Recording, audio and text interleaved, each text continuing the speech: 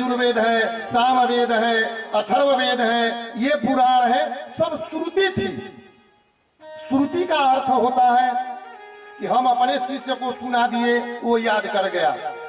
वो अपने जी ये चारों वेद और पुराण और महाभारत की रचना कलियुग और द्वापर के संगम पर किए हैं, जहां दोनों द्वापर जा रहा है और कलियुग का आगमन हो रहा है। वेद व्यास जी ने सोचा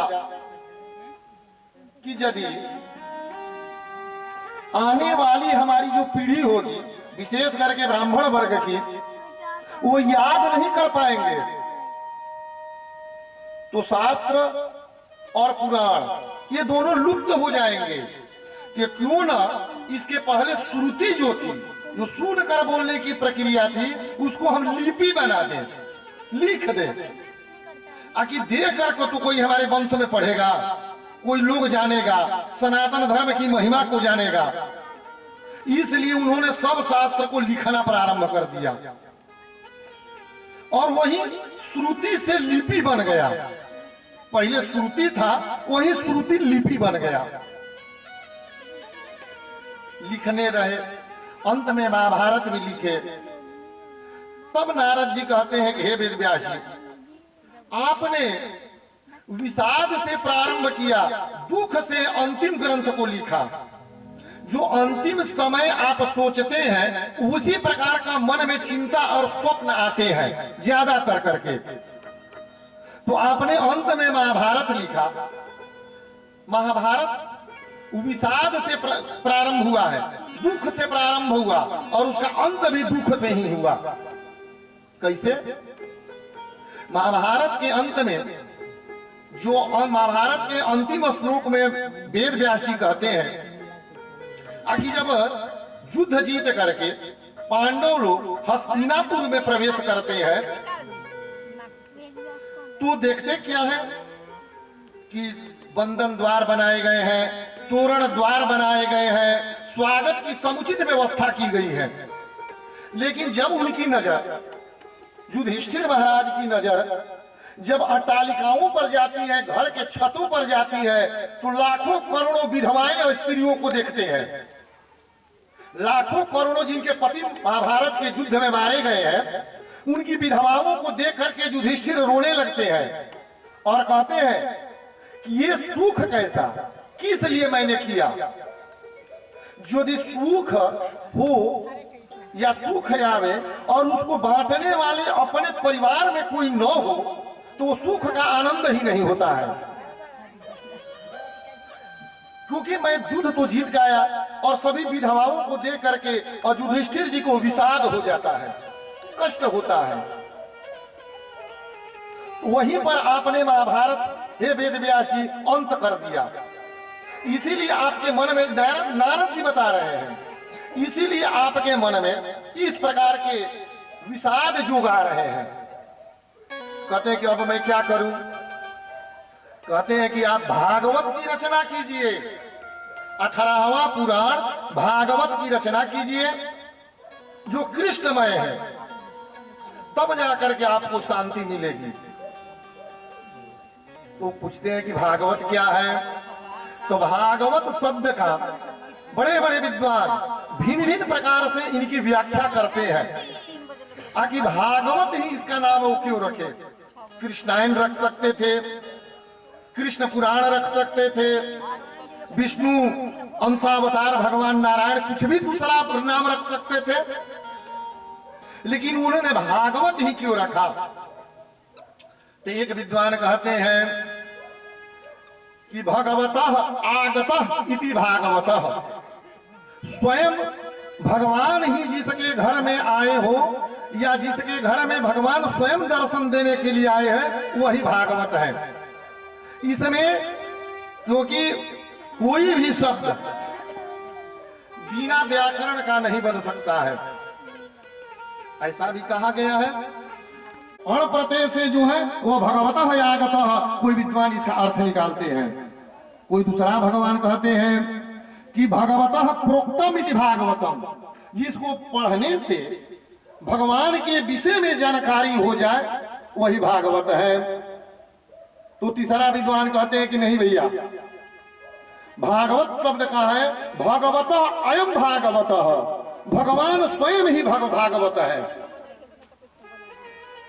तो दूसरा विद्वान कहते हैं कि नहीं नहीं, अरे मैं एक एक शब्द का व्युत्पत्ति और अर्थ बता रहा हूं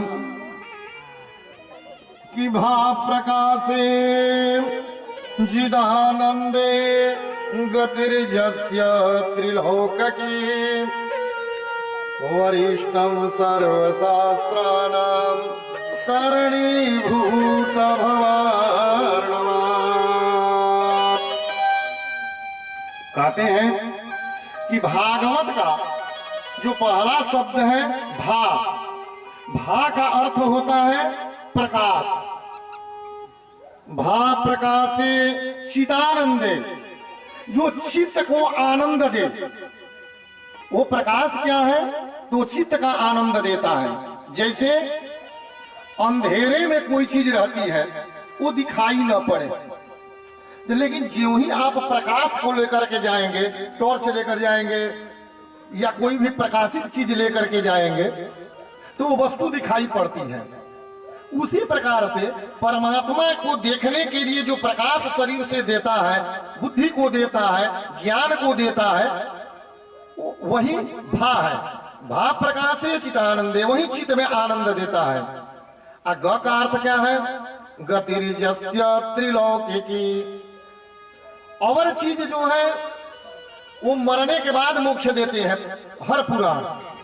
लेकिन भागवत की कथा में आपको आगे मिलेगा कि ये तीनों लोकों में गति जीते जी ही दे देते हैं।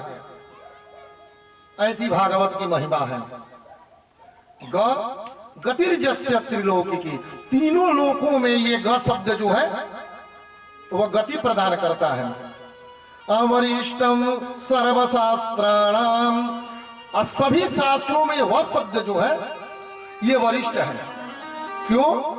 कि जिसके अंतिम में रचना होती है सभी चीजों का, उसमें सार तत्व आकर के मिल जाता है। जैसे कहा भी जाता है कि व्यास जी रूपी मधुमक्खी ने, व्यास जी को एक मधुमक्खी यदि आप समझेंगे, आप फूल समझिए, और सभी के रस को निचोड़ करके व्यास रूपी भौरे ने भागवत रूपी मधु तैयार कर दिया। ऐसा कोई शास्त्र नहीं है जिसका अंश इसमें नहीं है। क्योंकि यदि आप 15 को घर बनाते हैं, यदि आप 16 को बनाते हैं, 17 को बनाते हैं, तो 18वां जब बनाइएगा तो इसमें का भी जो बढ़िया बढ़िया चीज रहेगा इसमें आप डाल दीजिएगा।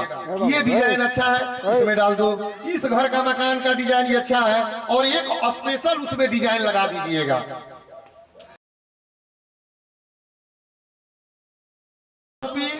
जो पुराण है उनके पुष्प के गंध को, मधु को निचोड़ करके और 18वां मधु तैयार कर दिया भागवत। ये इसलिए ये सभी शास्त्रों में वरिष्ठ है, वरिष्ठ नाव बन जाती है। इसीलिए एक विद्वान ने कहा कि भा प्रकाशे चिदानंदे गतिर्जस्य त्रिलोकी भगवतः। अब आपको हम बता रहे हैं कि यज्ञ क्या है। यज्ञ शब्द की उत्पत्ति हुई। यज्ञ भिन्न भिन्न प्रकार के हैं। राम यज्ञ, कृष्ण यज्ञ, भागवत यज्ञ, ज्ञान यज्ञ, देवी यज्ञ, रुद्र यज्ञ, भिन्न भिन्न प्रकार। ये सब का विधान अलग अलग है, लेकिन सब में ये यज्ञ शब्द क्यों जुड़ा हुआ है? प्रश्न यहाँ पर आता है कि सबको यज्ञ शब्द क्यों कहते हैं? यज्ञ शब्द की शाब्दिक अर्थ होता है व्याकरण की दृष्टि से, यज धातु से यज्ञ बना है। यज धातु संस्कृत के यज धातु से यज्ञ शब्द की उत्पत्ति होती है। यज्ञ जज धातु कहाँ प्रयोग होता है भैया? तो जज धातु प्रयोग होता है दान देना, संगति करना, सत्संगति करना इत्यादि शब्दों में जज धातु का, पूजा पाठ इत्यादि में जज धातु का प्रयोग होता है। तो यज्ञ का अर्थ होता है यज्ञ धातु दान करना, संगति करना, पूजा करना इत्यादि अर्थों में यज्ञ धातु का प्रयोग के द्वारा यज्ञ शब्द की उत्पत्ति हुई है। अब यज्ञ के अंत में क्या होता है या यज्ञ के मध्य में पूजन होता है और हवन होता है। इसको आप एक अर्थ है तिल का हवन होता है यज्ञ में। तो जब तिल का हवन होता है तो तिल क्या है? पृथ्वी तत्व है, पृथ्वी से उत्पत्ति हुई है। और जब उसको अग्नि से संपर्क कराया जाता है तो उसकी शक्ति जो है वो तिल की शक्ति 1000 गुना, लाख गुना बढ़ जाती है। दृष्टांत स्वरूप आप लोग इतने लोग बैठे हुए हैं, एक हम मरीचा लाते हैं और मरीचा का यदि कहा जाए कि इतने लोगों को एक मरीचे में बांटिए काट काट करके, मरीचा क्या है? वो पृथ्वी तत्व है। ये संभव ही नहीं है कि एक मरीचा को काट करके 2-4 हजार लोगों के बीच में बांट दिया जाए। लेकिन यदि उसी मरीचे को आप अग्नि से संपर्क करा दीजिएगा तो 1000 1 लाख लोगों को भी ये अनुभूति हो जाएगी कि मरीचा जल रहा है। मरीचा जो है वो जल रहा है, सरकने लगेगा, इसकी अनुभूति हो जाएगी। तो वही है यज्ञ, यज्ञ की आहुति। यदि तिल बात 10 किलो तिल 1 लाख लोगों को बांटने के लिए दे दिया जाए, 33 कोटि देवता है, कितना कितना तिल दीजिएगा। यदि उसी तिल को आप अग्नि में संपर्क करा देते हैं तो उस तिल की शक्ति लाख गुना बढ़ जाती है और लाखों देवताओं को यह अनुभूति हो जाएगी कि तिल का हवन हो रहा है। उसका एक प्रकार का सुगंध वातावरण में आ जाएगा। यही यज्ञ है। पृथ्वी तत्व और अग्नि तत्व के मिलन को ही यज्ञ कहते हैं। जैसे ये मेरे सामने रखा गया है, ये माइक,